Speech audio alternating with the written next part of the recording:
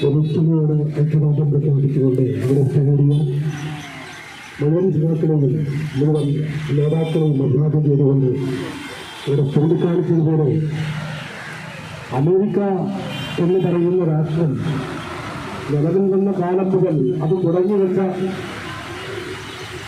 ആക്രമണോത്സുകമായ നടപടികൾ ഇന്നും തുടർന്നുകൊണ്ടേയിരിക്കുകയാണ്. നമുക്കറിയാം 1956 വിയറ്റ്നാം ജനതയ്ക്ക് നേരെ, ലോകത്തിലെ ഏറ്റവും ദരിദ്രരായ ജനങ്ങൾ അനുഭവിച്ചിരുന്ന വിയറ്റ്നാം ജനതയ്ക്ക് നേരെ അവർ നടത്തിയ ഒരു ദശാബ്ദക്കാലമല്ല 1.5 ദശാബ്ദക്കാലം നീണ്ട അതിക്രമങ്ങൾ, അതിനെ വിയറ്റ്നാമിസ്റ്റർ നേരിട്ടത് സ്വന്തം ഇച്ഛാശക്തി കൊണ്ടാണ്.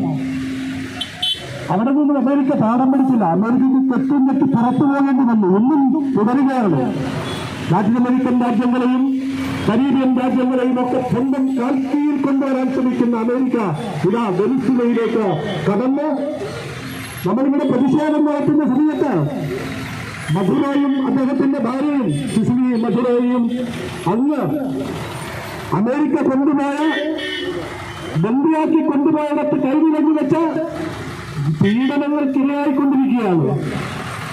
അമേരിക്കയ്ക്ക് ലോക പോലീസുകാരൻ്റെ ഒരു പദവി നൽകാനാണ് എല്ലാവരും ആഗ്രഹിക്കുന്നത്. എന്തുകൊണ്ടാണ്?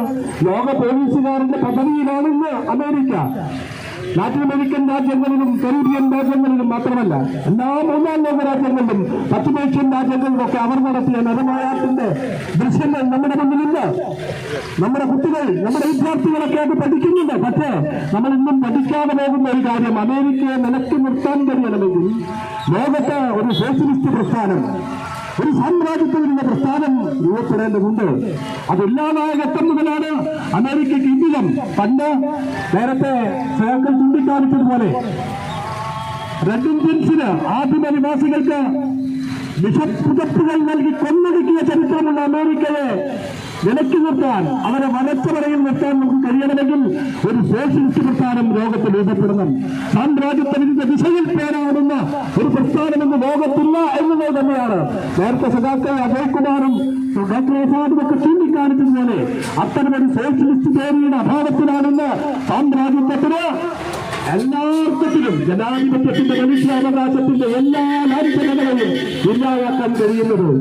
ഒരു സ്വതന്ത്ര പരമാധികാര ജനാധിപത്യ റിപ്പബ്ലിക്കിന് എങ്ങനെയാണ് ഒരു രാഷ്ട്രത്തിന് നേരിട്ട് തന്നെ അതിക്രമിച്ച് കീഴടക്കാൻ കഴിയുന്നത് എന്ന് അവസാനത്തെ ഉദാഹരണമാണ് വെനിസ്വേല. ഒരു സ്വതന്ത്ര പരമാധികാര രാഷ്ട്രത്തിന് രാഷ്ട്രത്തലവന് എങ്ങനെയാണ് എന്ന് പറയുന്ന ചോരകുടിയൻ ഭരണാധികാരിക്ക് ഒരു ചോരകുടിയൻ തുറന്നുകളിലേക്ക് കയ്യാമ്പന്റെ ചാളകളെ കൊണ്ടുപോകുന്നതിന് പ്രത്യേകം പരിശീലനം സിദ്ധിച്ച ഡെൽറ്റ പ്രോസസ് എന്ന് പറയുന്ന ഒരു ചോരകുടിയൻ സംവിധാനമാണ് നമ്മുടെ മധുറയെയും അദ്ദേഹത്തിന്റെ ഭാര്യയെയും ഉറങ്ങിക്കിടക്കുന്നതും കൈവിലങ്ങി വെച്ച് പീഡന കേന്ദ്രങ്ങളിലെ കൊണ്ടുപോകേണ്ടത് ഞാൻ ദീർഘിപ്പിക്കുന്നില്ല. തീർച്ചയായും അമേരിക്കക്കെതിരായി ഉയരുന്ന ജനാധിപത്യ പ്രസ്ഥാനങ്ങൾ, അമേരിക്കക്കെതിരെ ഉയർന്നു വരുന്ന പൗരാവകാശ പ്രസ്ഥാനങ്ങൾ, ജനാധിപത്യ പ്രസ്ഥാനങ്ങളെല്ലാം തങ്ങളുടെ വിരുദ്ധാഭിപ്രായങ്ങൾ, വിയോജിപ്പുകൾ ഒക്കെ മാറ്റിവെച്ച്, എതിരഭിപ്രായങ്ങളും വിയോജിപ്പുകളും ഒക്കെ മാറ്റിവെച്ച് ഒരുമിക്കേണ്ട ഒരു സന്നിഗ്ധ ഘട്ടത്തിലാണ് നമ്മൾ ജീവിക്കുന്നത്.